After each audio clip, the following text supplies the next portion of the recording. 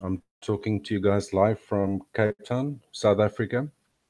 I'd just like to take a moment and thank everyone for making time to attend our webinar today.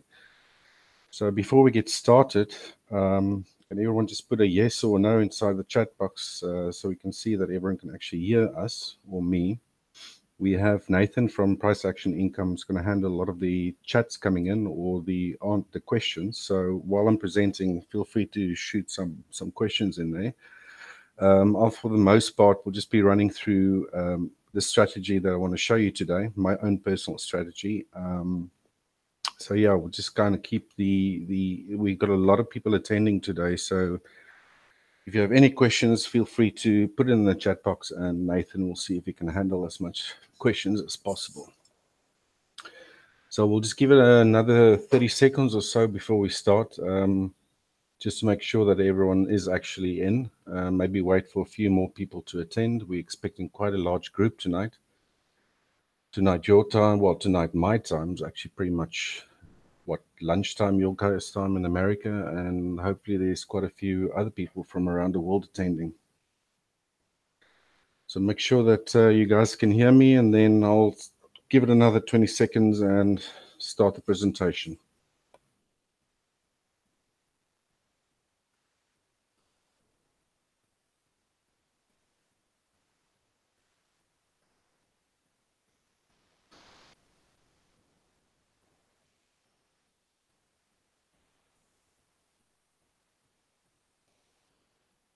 All right, I think we're ready to go.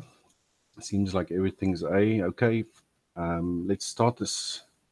Like I said, my name's Richard Kay. I'm talking to you guys from South Africa, Cape Town. And I want to thank you guys, everyone, for attending tonight. I hope what I've got to show you will be really interesting and hopefully make a bit of a change to a lot of how a lot of people or traders in this case actually view the markets. Just to give you a quick background of who I am actually am and what I do, I've been trading for, I think it's about the 13th year now. I've only been doing it full time for about 4 years. My first introduction to trading was 13 years ago, and like many other people, I just opened a simple Forex account with very little money, had no idea what I was doing. And as we all know, I lost everything. I just couldn't get a hang of how to trade properly. I was fortunate enough to, at some stage, to be invited to trade on a trading floor in Cape Town, where we traded equities for a company. To do quite a lot of exams to be able to trade. And it went pretty well. It wasn't easy. It was mostly day trading, in and out, scalping 400, 500 trades a day. And it was something that I really enjoyed. It was my first real introduction into the real life world of trading and working with quite a bit of money. But after about a couple of years, I decided to go on my own. I had to pay a lot of trading fees towards the trading floor. And obviously, there was quite a crappy percentage split that I had to pay towards being on the trading floor as well. So I decided to go on my own, like I mentioned, for about 4 years ago. And I was lucky enough to meet a couple good mentors along the way. And even though I did go for it about full time back then, I decided to leave my previous job I was in and pursue a career in trading. The first couple of years was okay. I wasn't really making money, wasn't really losing much money either. I decided to focus mostly on the futures markets, doing a bit of forex trading in between. I was also quite heavily involved in options trading. One of my mentors was actually a very good, or still is a very good options trader, and I've learned quite a lot from him, seeing how different strategies can be implemented on the markets. And yeah, it was about, when was it, 2017 August. I was approached by the guys from Price Action Income, which is based in the States, and was asked by them if I'd be interested in taking a position as their head trader and technical analyst. I gladly accepted the offer, and I've been with the guys ever since. So what I'm going to show you guys today is the actual strategy that I've not just developed for them, but the actual strategy that I trade on a daily basis. As you guys will see later, we also have a quite large membership that follows my strategies and the forecast that I do. So yeah, let's just try dive right into it. I hope everyone can see my slide over there, and yeah, let's get going. So the strategy I call the EPS strategy, which is short for the exponential profit system. And basically, what it is I want to do in a nutshell is what I'm going to show you guys tonight. The main goal of my EPS strategy is to identify the direction of an existing trend or start of a possible new trend. Then to determine levels where a correction may occur. And I do all of this in advance before price reaches those levels, so that I'm actually ready to start going on to the next steps that's involved in my strategy. I then want to identify the type of correction that is unfolding in real time. And then I rely quite heavily on market geometry techniques to identify areas or zones where such a correction could possibly end. So basically, what you want to do, we all probably know the saying in the trading world that the trend is your friend. And obviously, that's easier said than done. So, like, where do you actually enter into a trend? And this is how I actually develop my strategy using multiple different tools and steps to actually figure out where a correction within a trend might end. And then, if I find an opportunity or identify a zone beforehand, I will then follow a set of entry conditions that confirm that the conditions are ready for me to enter a trade, and then I trade with the trend and manage the trade afterwards. So the biggest part is actually getting into a trade properly, and I'll be showing you the different steps involved that I use to find the end of corrections or high probability areas of where correction might end. And then obviously another big step is to manage the trade properly, because we all know that if you trail too tight close to price, you probably get stopped out all the time. My whole strategy is set up in such a way that I want to find the end of corrections, enter it when the conditions are right, but also manage it properly so that I can extract as much money out of the market as possible if I'm actually lucky to get into the end of the trend properly. So that, in a nutshell, is basically what the exponential profit system is about. We'll be going into each little detail in the next slides. So firstly, how do I actually identify a trend? You'll see in my charts that's going to be following after this is that I also use multiple time frames. I've actually got guys that applied these time frames to either lower or higher time frames. So the strategy can actually work with what you want to be trading, depending on how much time you have, or do you want to take larger swings and those sort of things. But for sake of this presentation, even when I do my forecasts, I use the main 4-hour chart as my operative time frame. And on my 4-hour chart, the first thing I would obviously want to do is determine what the actual trend is at the moment, or figure out when a possible trend might be ending. So you don't get into a trend when it might actually be, coming to an end. This is pretty basic stuff that we all should know as traders, and those that don't, it's always good to go over these things. Uptrends are always defined by higher highs and higher lows, and downtrends by lower lows and lower highs. I use trend lines, which is very basic stuff, to identify what a trend might be. And I then use break of previous market structure, well shown in the next slide, to identify when a trend might have ended, so that you don't get onto the wrong side of the trend. Here's just a quick look at just a sample chart. This case, the Australian dollar, US dollar, Forex pair on a 240-minute, which is our 4-hour chart. And like I explained before, an uptrend is defined by sets of higher highs, higher lows, all the way up.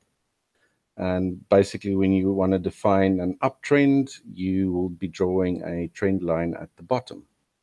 So when I do start seeing a trend line being broken, and prices start reversing lower, I will then see you see these red lines over here is what I call previous market structure. And the previous uptrend, once the trend line has been broken, like in this area over here, and price starts breaking previous areas of market structure, I'll then be looking for short trades. Obviously, then the next steps I'll be showing you exactly how I do start looking for trades. I don't just jump into anything, taking a very conservative approach, and that requires quite a bit of patience, but the accuracy in many cases can be quite phenomenal. So we have different trend lines here. If you go on a downtrend, you'll have lower lows, lower highs, lower lows, lower highs, and basically you'll be drawing a trend line on top of price. Price then breaks high again. Like I said, guys, this is just an example chart. Price breaks previous trend line and an area of previous market structure, and the trend goes up again. Now, obviously, all I'm really doing on a 4 hours is that we're basically swinging the market. You can either be directionally up or down without really worrying too much about what bigger picture might be doing. I do, in some cases, actually look at daily charts and so forth when I do some of my forecast analysis. But just as the basics tonight, I want to be showing you, you should all know what trends look like and how they stair step up and stair step down. It's quite a cool thing when you actually do get trains like on with this purple line down here on the right hand side or middle to right hand side of the chart. When you get these massive long term trends going downwards or upwards, or whichever way you're going to be trading, there can be quite a lot of opportunities to enter within that trend when a correction has ended. Obviously, corrections would be little movements in the opposite direction of, in this case, a downward trend. So that's just a quick basic way of how I use trend lines and obviously know how to define an uptrend and a downtrend. Okay, next slide. Very importantly, and still sticking to the 4 hour chart, my next step is to determine where a correction may appear. And very simple, we're all pretty much aware of Fibonacci retracements and extensions. In this case, I use Fibonacci extensions, and even in my forecast reports that I do, I like to stick with specific colors so that everyone always knows what they're looking at. Using the 100%, 1.382, the 1.618%, 1.786%, and the 200% Fibonacci extensions. And this is how I do that.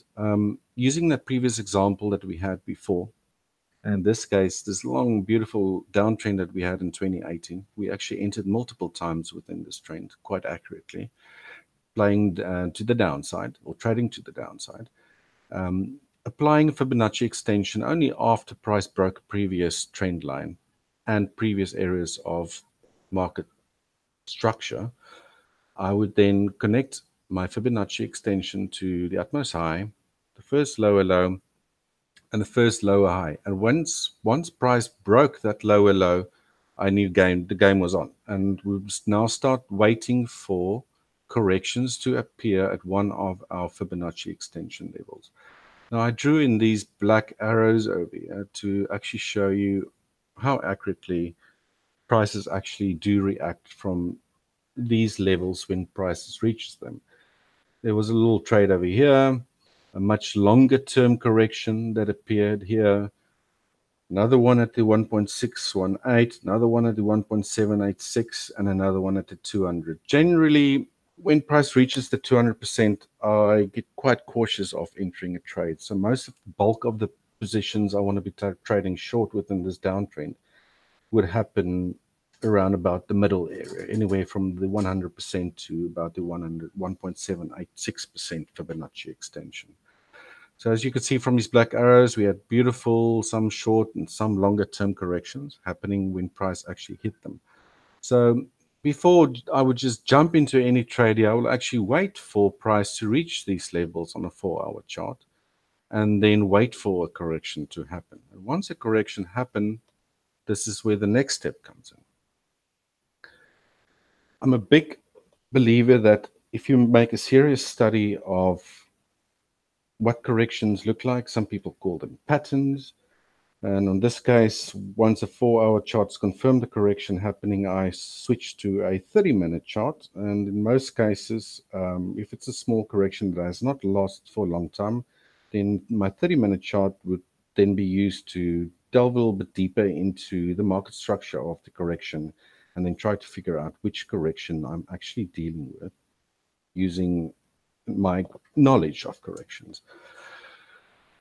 A lot of guys will probably be familiar. I only follow four different corrections: a single zigzag, double zigzag, an expanded flat correction, and then we have the triangle corrections. And there are two different variations that we get from them. We get symmetrical triangles or ascending and descending triangles.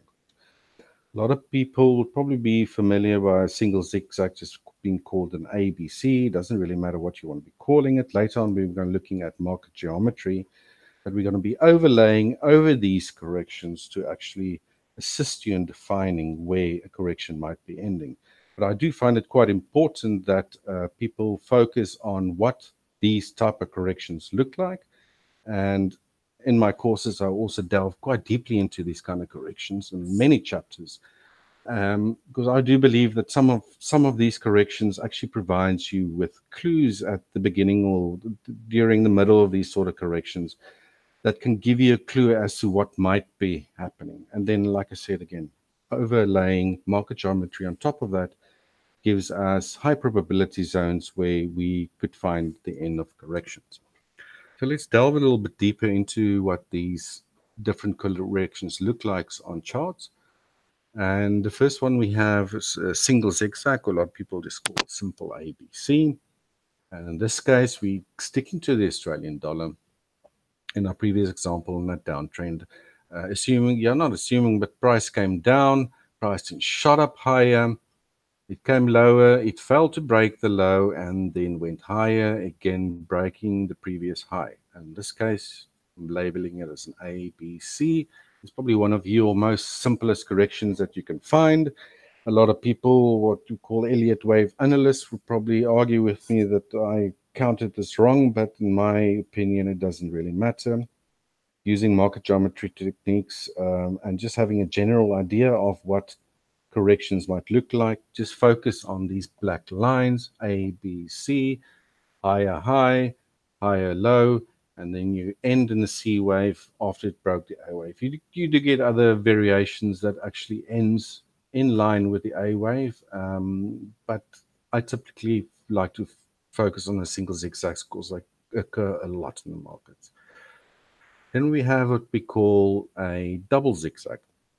A lot of people get confused with this, but I try to make it as simple as possible and show you by just focusing on these black lines again. A double zigzag is just basically two ABCs in succession, following each other, but that's connected by this blue line, and the entire actual correction is what they call a WXY correction. It's labeled WXY. Price came down, it went up in an ABC. It was connected by what we call a WX line or axis, and then price went up in another ABC. Again, a lot of people probably argue that I don't label my charts properly, but we'll be looking at some examples later on, like I said before, using market geometry to actually determine where that C wave or the final C wave might end. That was our double zigzag. Next one's called the expanded flat. Also very simply, it's just labeled A, B, C. But what's different on this one than our single zigzag is that the B wave actually came within the same zone. In some cases, will actually go a little bit lower or dip a little bit lower than where the correction started from, and then have, in many cases, with an ABC expand flat, your C waves quite a strong move upwards. Again, all these sort of things are clues that that will alert you that you might be dealing with an expanded flat. Expanded flats are, in my opinion, a pattern that's created when people enter over here. They think they have an ABC going up. Price comes downwards, and they just run the stops at the bottom over here. People thinking, or people that are breakout traders thinking the price is going to continue dropping, and it gets reversed immediately upwards again. just to be ending later in quite a strong move upwards, shaking everyone out of the move, and then the C wave ends and price drops further and the trend continues. That's the expanded flat. And then my favorite patterns or corrections of all of them are the triangle corrections. They're also the easiest ones to see if you would glance over a chart going historically, which I actually tell a lot of traders they should do. Start looking over charts, start looking at what these corrections look like just visually, and then zooming into them using a smaller time frame to kind of see if you can determine what the inner structure of the corrections look like. Now, ABC or triangle corrections, sorry, are labeled A, B, C, D, E, and they basically conclude after 5 waves. In this case, we're looking at symmetrical triangle. Symmetrical triangle runs sideways. In this case, is a downward. When the E wave or the fifth wave of this triangle concluded, price continued downwards again. And it's pretty easy to see how price moved sideways and compressed to narrow and narrow as it went to the side.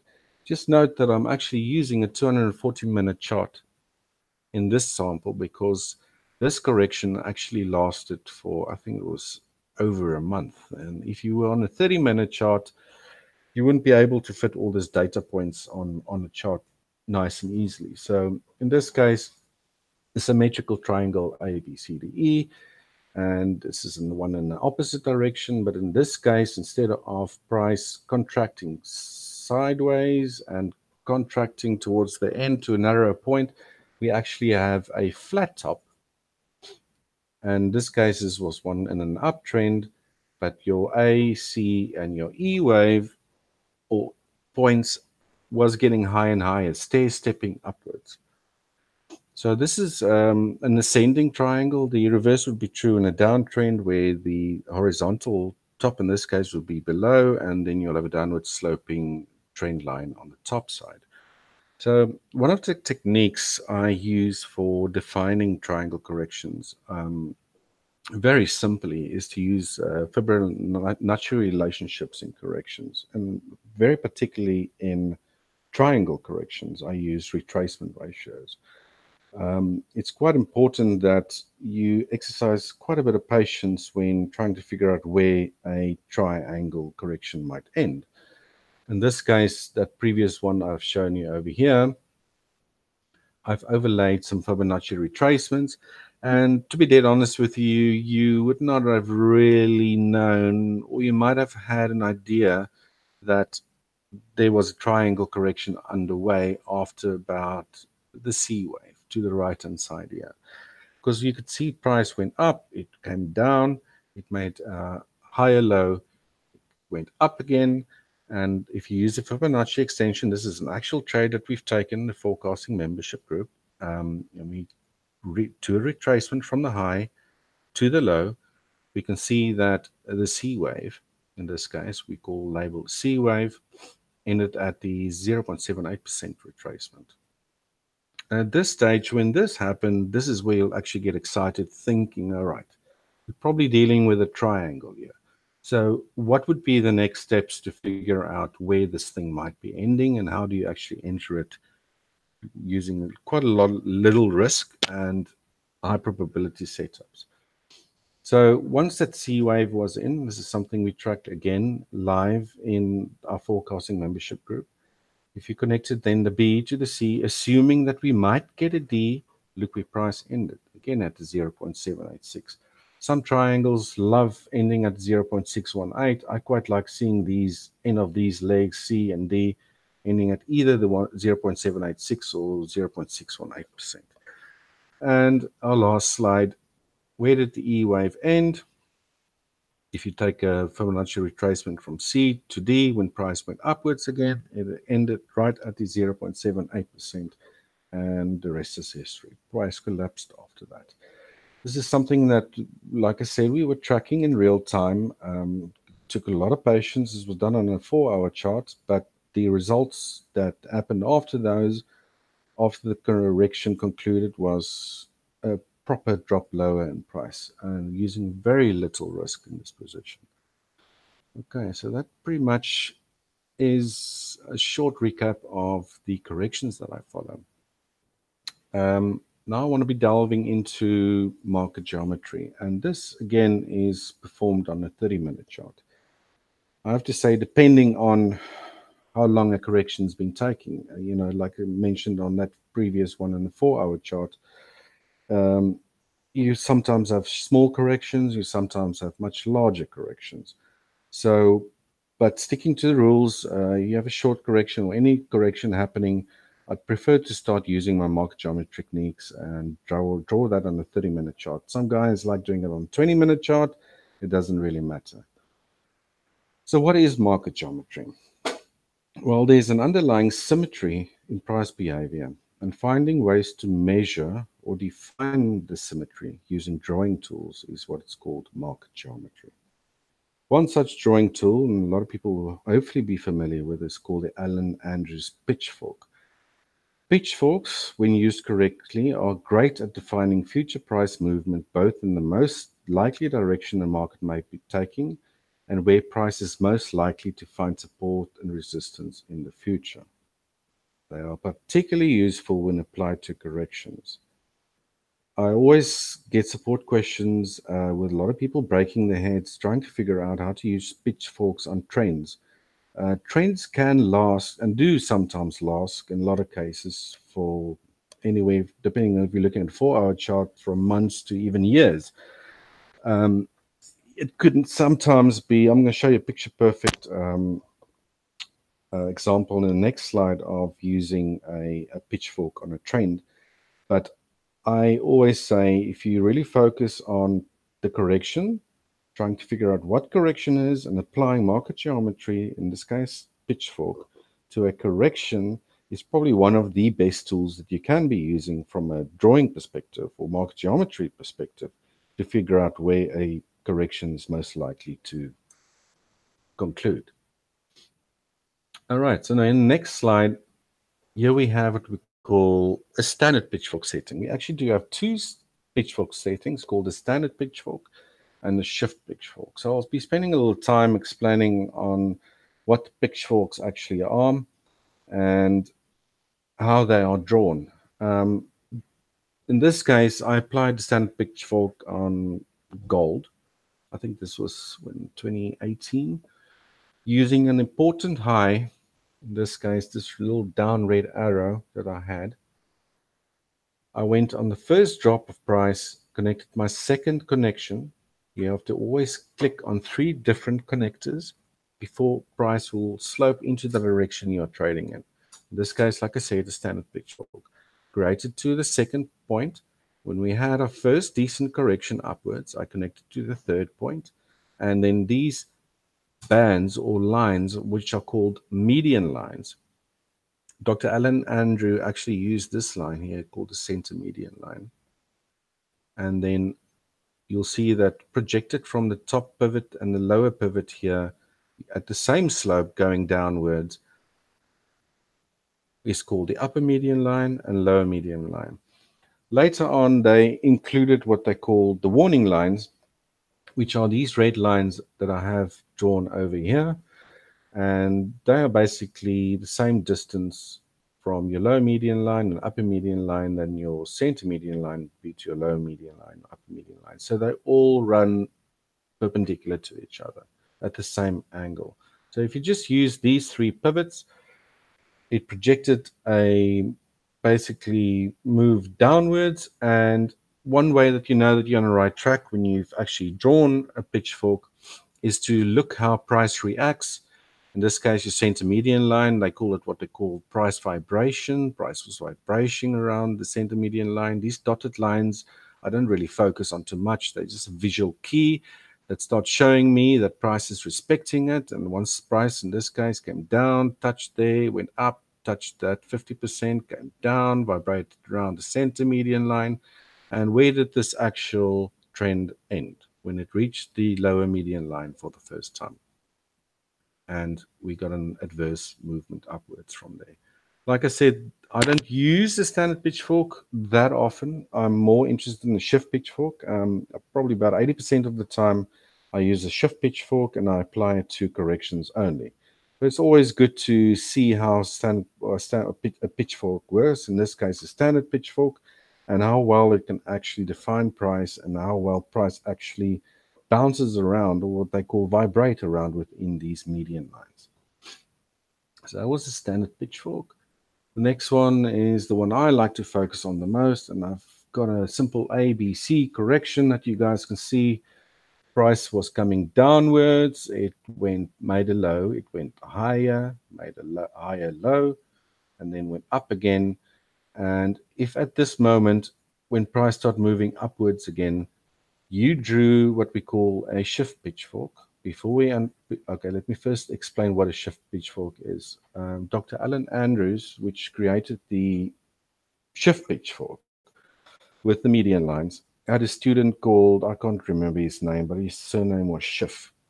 He later became a colleague of Dr. Alan Andrews, and he suggested that there should be a change to the standard pitchfork setting, and which basically just means that the angle or the slope of the pitchfork is, how can I say, way flatter and not as steep as a standard pitchfork would be. And how he did that, back in the days, they didn't have computer programs like we do. Now, these days, computers or your trading platform would automatically may have you select between a shift and a standard pitchfork. And if it doesn't, then I'm sure you guys should be looking into another platform, because this is pretty basic stuff, but just taken to a different level. So Mr. Schiff suggested that if you use this first pivot, the higher high, and then higher low, like we would have with the standard pitchfork, and you would angle the center median line to 50% of the range from the low to that first high. What occurs would be a more flat or less steep angled pitchfork. In this case, picture perfect setup. Again, this was on gold. This was on a daily time frame. This is a correction that's actually been lasting for what? Multi months. And basically was just a simple ABC upwards. But rather than breaking your head about how to count these little waves in between, if you just simply connected your pitchfork to a high, low, it nailed the absolute end of this correction before the trend turned down again. How did we know that this pitchfork was probably the right one to use? Well, while price is vibrating or moving within the median lines, upper and lower, or these 50% lines, it's always good to take note of where price reacts. In this case, it was a little red arrow down here. You could see price found resistance. It pulled, went up, came down. Where did it find support? At that green arrow over there. Price came up, vibrated a little bit, went up, and your end of your C wave concluded. Now, at this time, you'll probably be waiting for this area before price actually reached there. And this is the important part of the entire strategy, is to have the patience to wait for these areas to be reached. And as you'll see in our next slides, we don't actually just jump into a trade blindly. There are very special entry conditions that I look for when price reaches these areas that confirms that price is probably getting ready to reverse. Once you do see these entry conditions show up, I will enter a trade. And a lot of times with very little risk, and then target, as we'll talk about targets a little bit later, target levels, again using the shift pitchfork in the direction you want to be trading in, and then manage your open position. So that's the shift pitchfork. Guys, again, quickly, I'm just going over these things quite quickly. In my courses that I do offer, I do go into these things in great detail. But let's get on with the presentation. Now, the third time frame I use is a 5 minute. It's a very low time frame to be using, but I do like using the 5 minute, and I use it for entry confirmation. Now, there are, like I mentioned before, certain conditions that needs to happen before I would enter a trade. These are almost like triggers that I need to see, telling me like, Richard, get into the trade. It's now time to take a trade. And Basically, these are things a lot of people will be familiar with. I look at reversal candlestick patterns. I'll be showing you next which ones I actually look at. And then the only indicator I use in the entire strategy is called the MACD. What I basically do is just look for momentum divergence for price to slow down and divert from or momentum slowing down into an area identified using my market geometry ahead of time. So these conditions, like I mentioned before, must appear at an area of market geometry that I've identified before. And let's give you a few examples here before we get to that. So there are a few candlestick patterns that I follow. A lot of guys in this webinar today will probably be familiar with these things. I'm sure there's over hundreds and hundreds of different type formations. I always like to keep things as simple as possible. And if I do not see any one of these, how can I say, reversal patterns, then I'm not interested in the trade. I also just name simple terms, so I'm not really interested in three dark horses or shooting star formations or all those sort of things. I just named them very simple names. So the first one that I like to follow, on the left-hand side, we have a bullish formation. Price came downwards. It made a low, and immediately after, it was followed by a wide, long-range body going in the opposite direction. So we had red candles going lower, and we had a huge candle, what we called engulfing candles. It basically dwarfs the previous candles coming into this low. And what if I would see this, for example, at a low, at an area of market geometry, that will definitely be an entry trigger for me. The opposite is obviously true in a downtrend or price correcting up before the trend resumes downwards. In this case, price went as high as this, and immediately the candle afterwards went down with a long-ranged body in the opposite direction. So that's the bullish and bearish engulfing candles. The second one I'm looking at is called either hammer or inverted hammer candles. I like to see hammer candles on the left-hand side. If price been coming downwards, looking for a reversal, I want to be seeing price going up. These are one of the candle formations that I would like to see. On the left-hand side is what's called a hammer. I suppose it looks like a hammer with a long sort of stem on it. And hammers are quite often defined by a long wick, and they can sometimes be shorter, like on the right-hand side over here.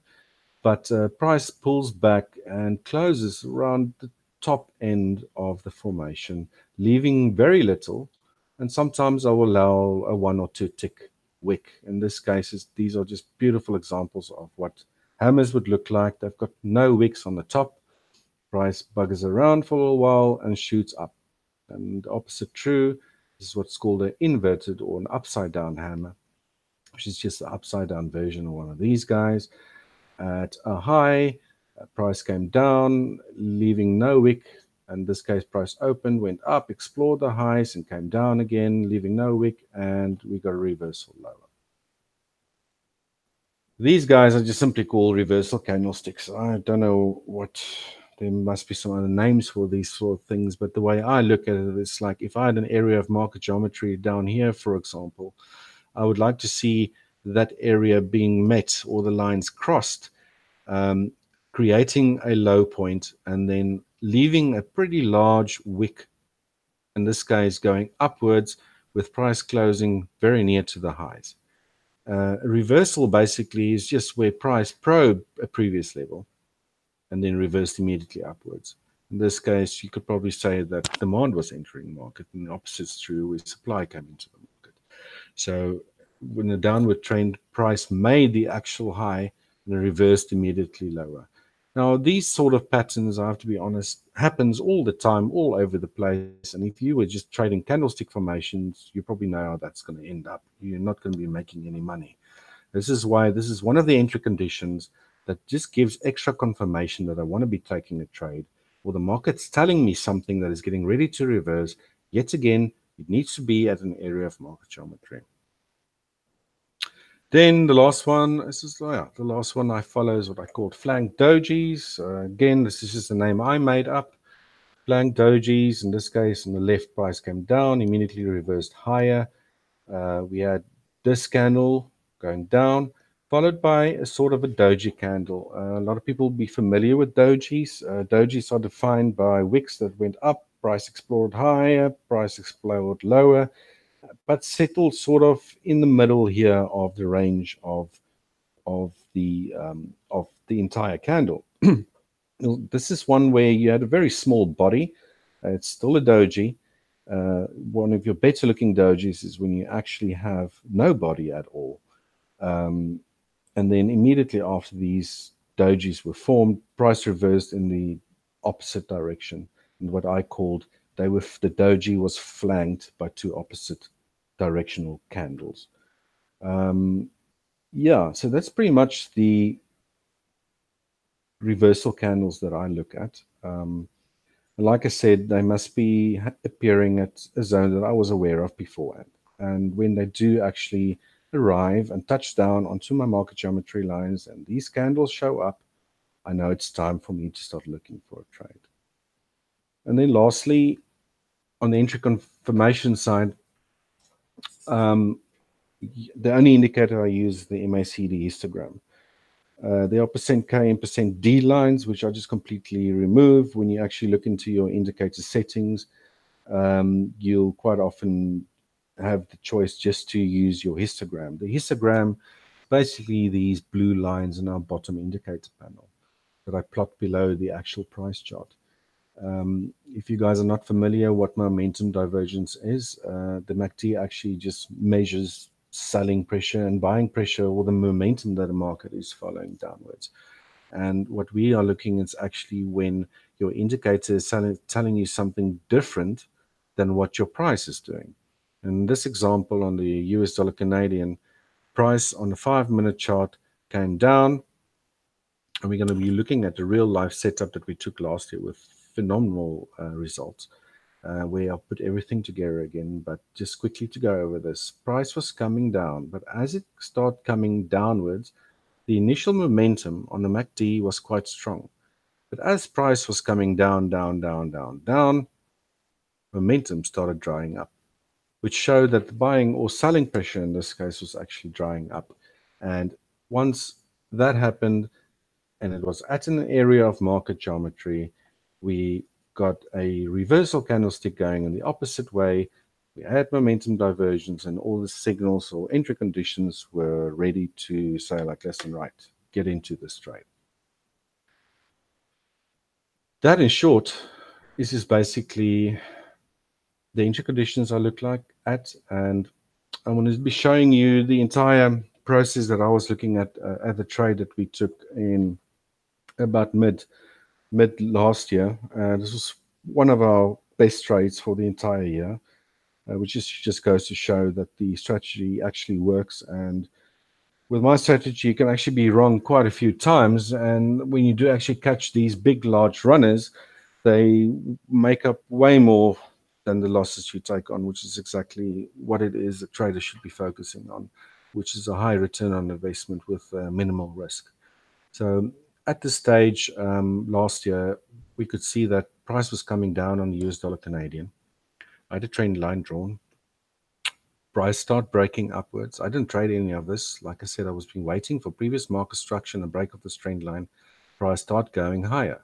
I then used a Fibonacci extension, and when price hit the first 100% line of the extension I was using, it knocked price sideways and things started correcting lower.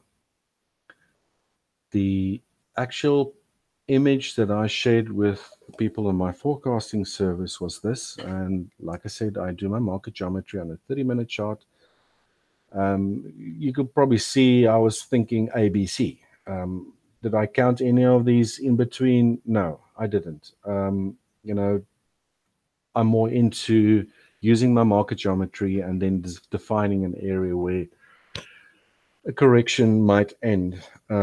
If you use that high, which is this one over here, connected to the first low or the lowest low, and then price moved up, it failed to break this high again, connected to the third point, using a shift pitchfork. And like I said, I probably use the shift pitchfork in corrections more often than I would a standard. Of course, corrections do most of the time operate within channels, and we actually avoided entering a trade when price actually hit this lower median line here because none of my entry conditions showed up. There was a lot of momentum going down into that line. The momentum was not diverging from price action, and no entry, how can I say, reversal entry confirmation signals appeared either. So, which avoided us taking an entry there. But we only started looking at this trade, or I started analyzing this trade when this first drop here happened. Drew in my median lines, and then ahead of time, I identified a zone where I would say, like, listen, if price reaches this lower red warning line and we do actually get our confirmation signals to fire off, then it's game on. Take a trade. Why did I identify a zone? Well, because as price progresses in time, this line would be coming lower and lower and lower. So I can't immediately say, like, listen, this is the exact level where you must be entering. So I rather look for a zone, and once price enters that zone, I start looking for my entry conditions. So this was all given ahead of time. It's a screenshot I've taken from one of the forecasting stuff and alerted members to this area ahead of time. And this is what happened. This is probably one of the best trades I've done, I don't know, many years, because everything just lined up perfectly. This is the sort of thing that does happen over and over and over again if you have the patience to wait for these sort of things. And this is a perfect example of price touching down exactly onto the lower red median line within that zone that I identified before. Price was coming lower, but momentum was drying up. In my courses, I do not only just look at this move for momentum divergence, we'll be looking at divergence from previous lows. And this is a pretty scrunch up chart, but it's actually, if you open this window a bit higher, we actually had between this low and this low a divergence going on. And what happened when price reached there? We had a bullish flank doji formation, and that was our entry over there. Price went touched the red line, which I took away just for illustration purposes in this case. I entered a few ticks above price and placed a stop loss below that area. Later on, when I talk about the forecasting service, we actually had to change this a little bit, and I'll be talking about why we've done this. But in this beautiful example, we only had a 12 pip stop loss on this entire trade. And what happened next was, like I said, probably one of the better trades last year. We had many great trades, but this one really gave our trading account a massive boost. You probably noticed from before that I used these pivots to find the end of this one. But once I actually enter into a trade, I'll then remove those, or the pitchfork I use to find the end of the correction or possible end of the correction, and then draw another pitchfork that slopes into the direction I want to be trading. A lot of times when I'm trading, I will give my forecast, my first targets. Now we're talking about target placement here. We're going to talk about target placement and trade management in this scenario. Price, I would normally target the beginning of where this indicate or this correction started from. In this case, we had a lot of closing prices around this level. So although it lines up with my median line here, I actually had that target in my mind before I actually drew this pitchfork, sloping upwards. And again, this was a shift pitchfork. I like to use a shift pitchfork even if price continues upwards, because on a standard pitchfork, the angle in this case would have been way too high. You probably wouldn't have reached your targets. You would have stayed in the trade for too long. Our main goal here is to actually take profit as quick as possible. So when I do slope my pitchforks into the direction I want to be trading with, and you can see here there was an excessively low amount of risk that we were taking on. Yeah. When price reached my first target, it just happened to be the center median line of this upward sloping shift pitchfork. I then went to a little bit above break even. We already booked profit. Last year on this trade, I had a pretty good gut feeling that we might have an extended run upwards. So I use three different targets. You'll quite often see in my forecasting service that I mainly focus on two targets. And when I do actually manage my trades, like I mentioned before, target one was hit, I then moved to above break even. So I can't lose on the trade anymore. It's a risk-free trade, and I already booked profit. This stage, we had another target at a higher level. And when price actually, this was also set up before this pitchfork was drawn in. I had a target level up here. It also just aligned with the upper median line. You could also decide to manually take off these trades when price actually reaches these levels. But when price actually pulled a little bit lower after meeting this 50% dotted dash line here, it pulled lower. And when price broke the upper higher high there, I would have started trailing my stop, which we did live in the room, to below this pivot over here. And once price actually reached second target, I actually became way more aggressive by trailing my stops. In this case, I went to below the 50% dash median line over here. And in this case, I think we got ticked by one tick and price reversed lower and continued downwards again. So the bulk of the move was caught beautifully. This is a picture perfect setup. A lot of trades obviously give you a lot of hassle sometimes, it makes you sweat. And I found that using pitchfork, not just to only find the end of corrections, but to also manage open trades, has been a real game changer. It's another thing that I do explain quite properly in my courses as well. And when I do my analysis and my forecasts, you'll see me trail my stops using the same sort of principles. So in this case, with only risking 12 ticks, and a lot of people won't believe this, but everything is well documented in our members area. We actually, I think it was a 57-1 return or something silly like that. Obviously, that would have been the entire run, but because you took targets at different levels, you would have averaged out between these levels, and I think the end result was a 21-1 return.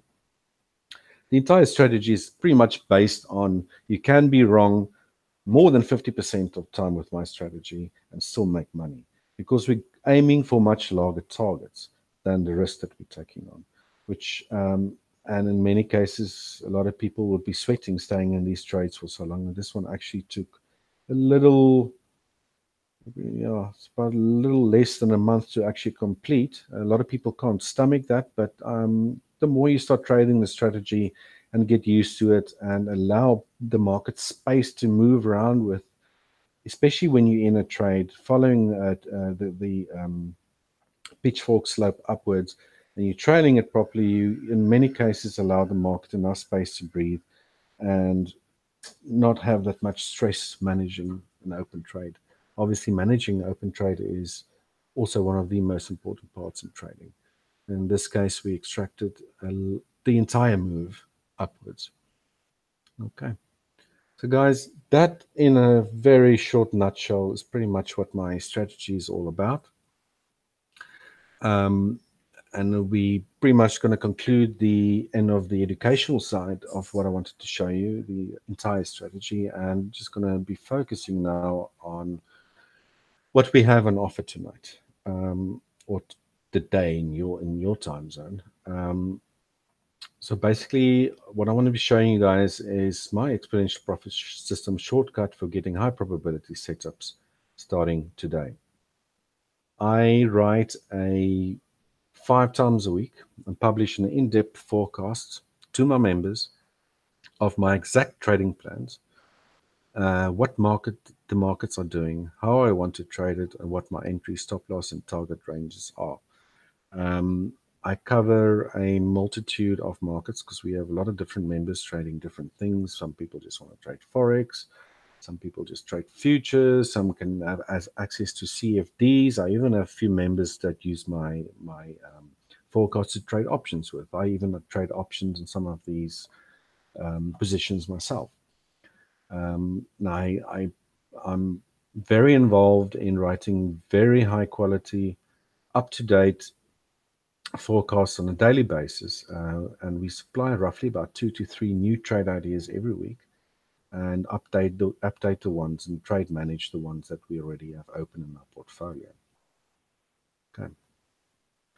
So the EPS trade forecast is all you have to do is to follow along. Before we get into, or let's delve into what the EPS membership forecasting service actually looks like. And I just want to be pulling into what a membership dashboard looks like. Down here, I have what we call the Exponential Profit System Trade Forecasting Service. And this is what members will see when they log into or have access to the membership area. And basically, on the left-hand side, you've got your dashboard. And you have, as you can see here, I'm not making this up, I have detailed trade forecasts and updates for every single day of the month, stretching all the way back to last year. And this is typically actually today's forecast and what it looks like. I'll be giving you a just quick important overview of what might be happening economically wise. Then I always start off on Tuesdays and Thursdays is when I do new analysis, and the other days in between I will just do updates on open trades. And today, for example, I've been looking at crude oil. This entire move up just quickly, this is quite an interesting setup that I think is happening in the markets at the moment.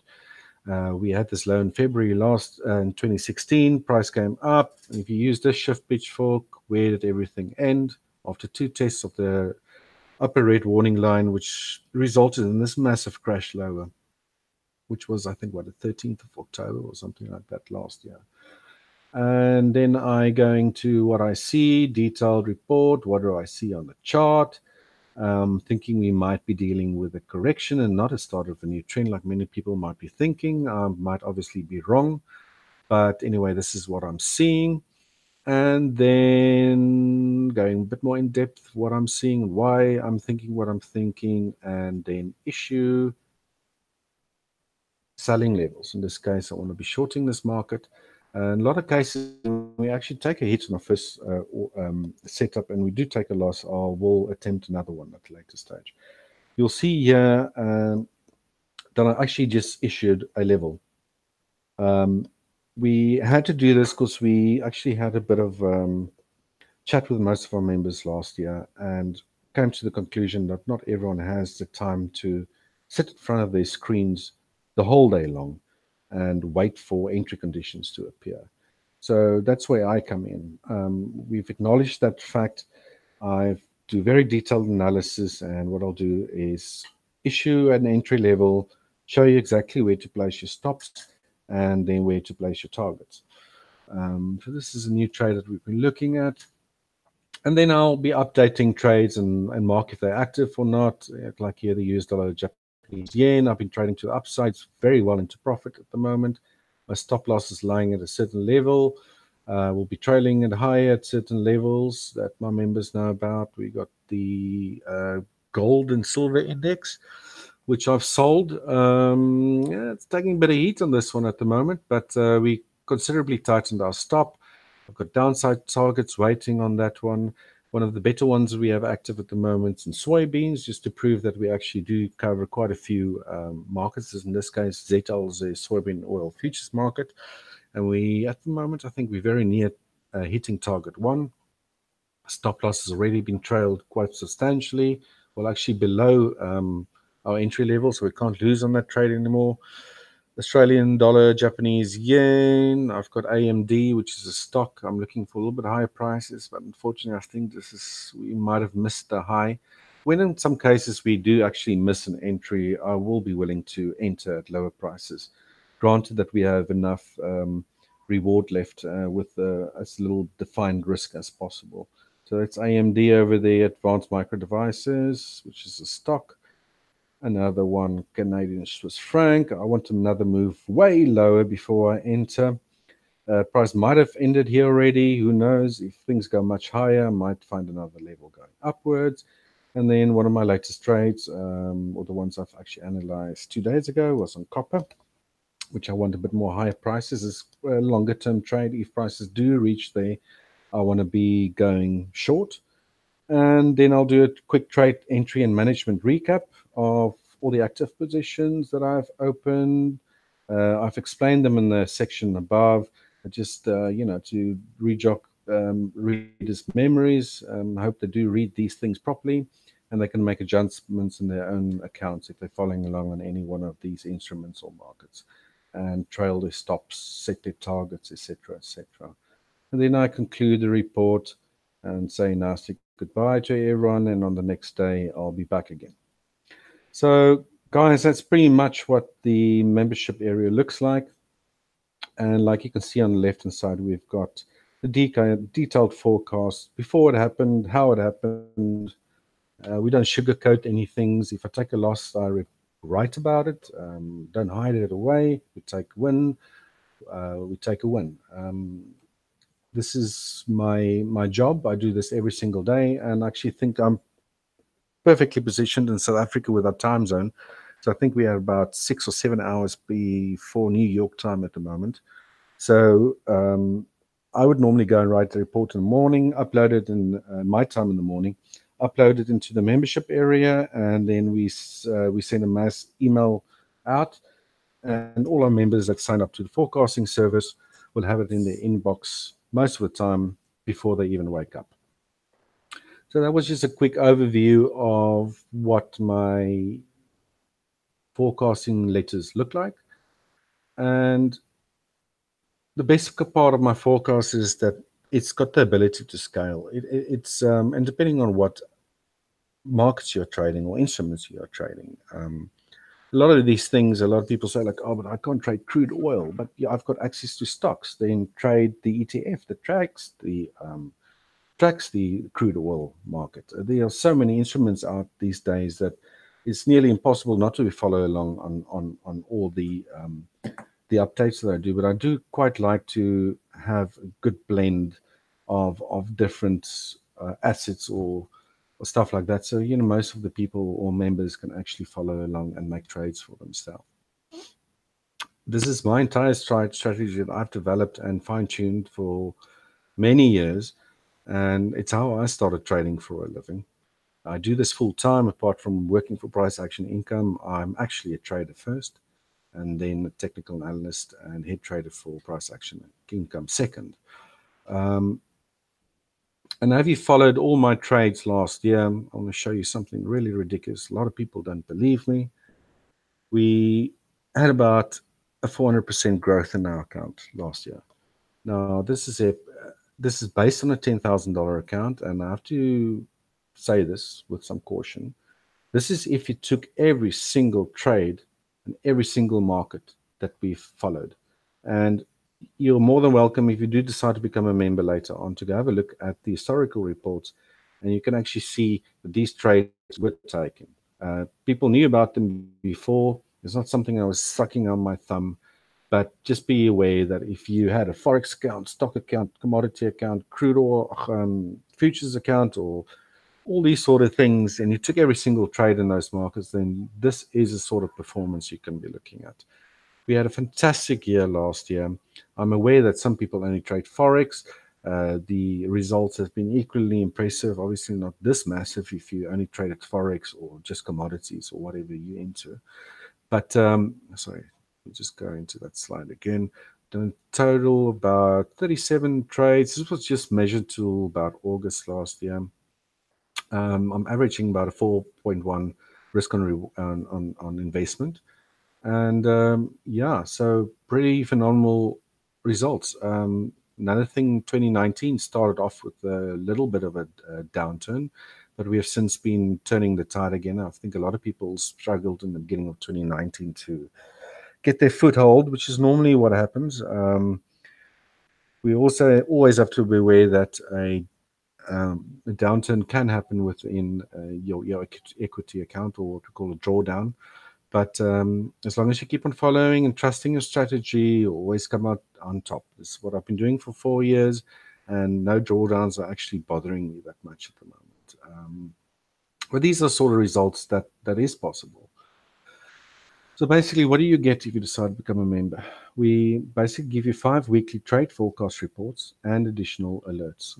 I'll quickly chat about this alerts. It's an addition that we're going to be adding from next week on or the week after, where we actually going to be sending out alerts using indicators that we have programmed that we once price reached an entry we want to be trading or zone that we want to be trading from, once our indicators actually read that the proper conditions are being picked up at those zones, then we'll be sending out emails within a few minutes, not even a few minutes, within a few seconds, that will reach our members without them needing to sit in front of their computers all day long. I know a lot of people trade from their tablets these days or from their cell phones. So once you read the report in the morning, we will be setting up alerts. If there's a new trade idea, the first alert will fire off saying like, listen, guys, price is approaching a level we're interested in trading. Wait for the second alert. If the second alert does come through, and this alert will only fire from our side when all the entry conditions I've explained previously, excuse me, when those entry conditions fire off, you'll actually get another alert on your phone, or we're going to be using a different channel. We'll talk about that next week. And you then know now it's opportune time to take the trade. And we've done this because we noticed a lot of volatility in the markets, especially starting this year, at the beginning of this year. And, we just want to firstly protect our members' accounts. Trading successfully in the long run is all about managing your risk properly. Your top traders in the world are all expert money managers, risk managers, firstly, and that's their main focus. And this is something that we're bringing into our service as an addition to make it safer for our clients to trade and hopefully raise the profits that they make.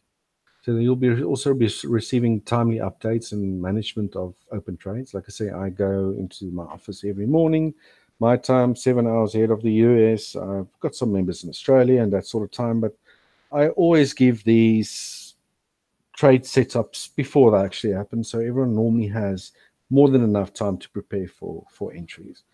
And then there's notes and current events to keep you informed and prepared, like economical news events. And most importantly, each report will consist of my personal trade forecast, and that covers my exact trading plans.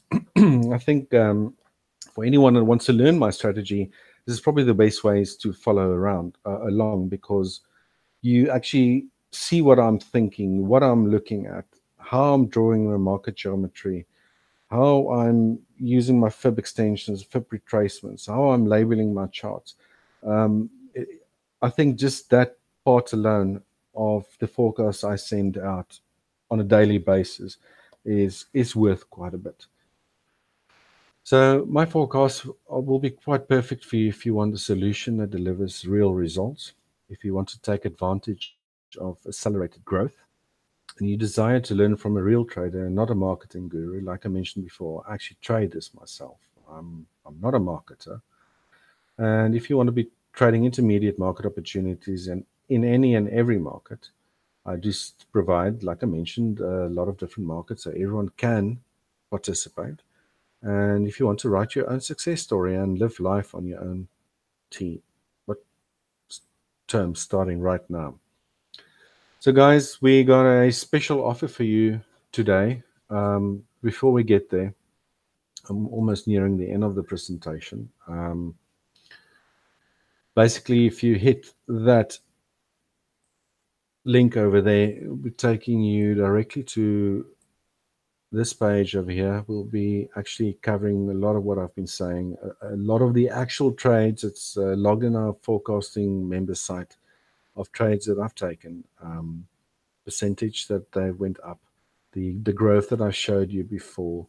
And this here is just an hypothetical example of what I mentioned before.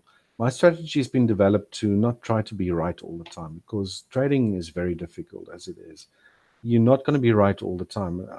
If you hear about any strategy that's got a 90% success rate, then you probably should run for the hills. So I just pretty much just pull this up quickly to show you that For example, if let's say people will have different account sizes, what we normally do is we don't risk more than 2% for any single trade that I do in my forecasts. So if you hypothetically could risk 500, I mean, that amount could be less than that, depending on your account size, or even more, depending on your account size. And you basically, on the first trade, win. Take losses, win a little bit again. Take losses, take losses, take losses, win a little bit again. And out of 12 trades, you lost 8 of those 12 trades. I mean, that's way worse than a 50% success ratio. You'll still be making money. And this is what, coming back to the principle that you should always be aiming for larger profits than the risk you're taking on, is exactly what this strategy has been developed to do. So, yeah, it just gives you a really good idea of how you can compound returns. And you're free to obviously write down that link. I'm going to be showing you the link a little bit later. I'm almost finished here, and you can read through all of this in your own free time. Basically, what we are offering today is a membership to our exponential profit system trade forecast, the ones that I do 5 times a day. Oh, sorry, 5 times a week. You're getting my setups right into your inbox, delivered every single day on time, and it takes less than 15 minutes to really read everything that's going on in there. Um, and you could be making money. Like I said, I never promise anything, but if you can get anywhere close to the sort of returns that we've had last year, then you're definitely on the right track.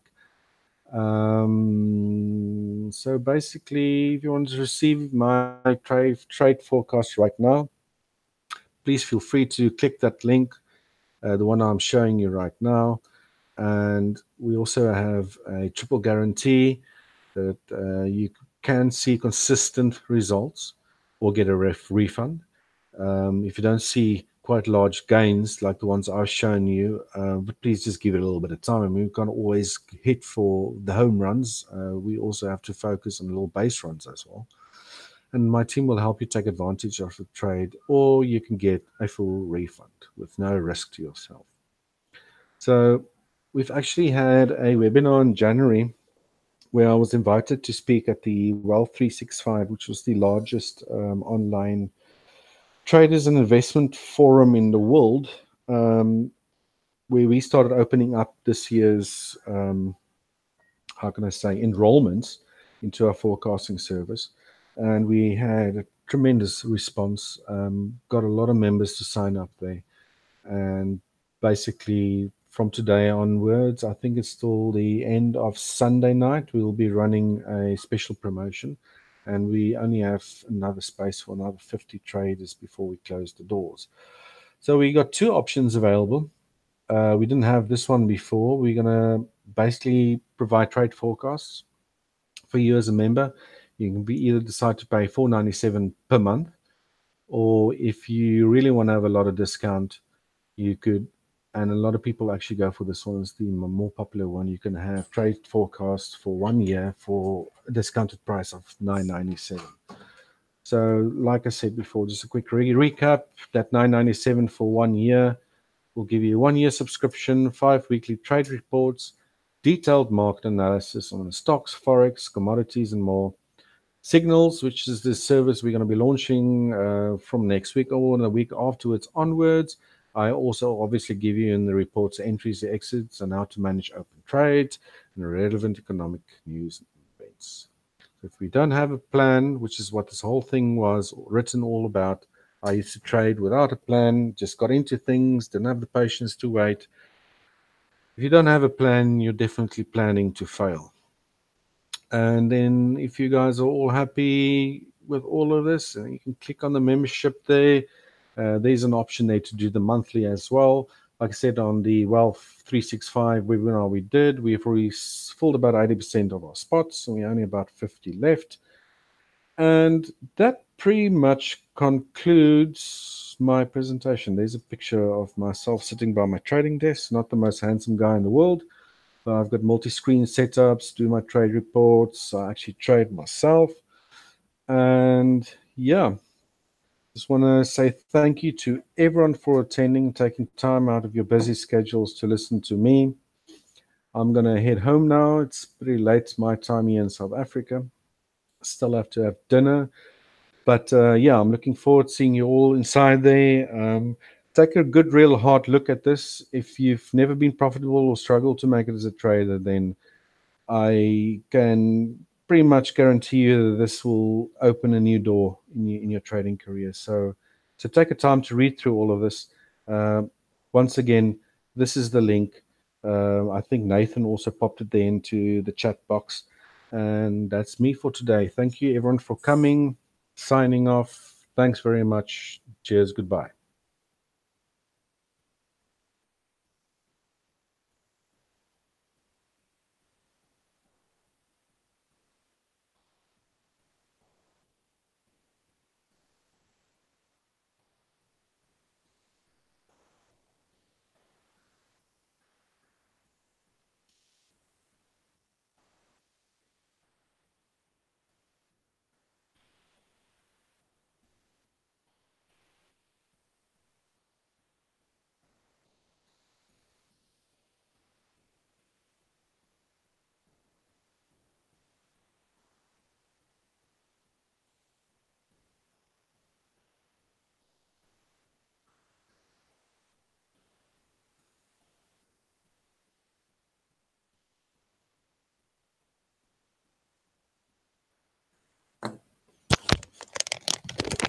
Goodness gracious, I talking so much. Sounds like you're doing a good job.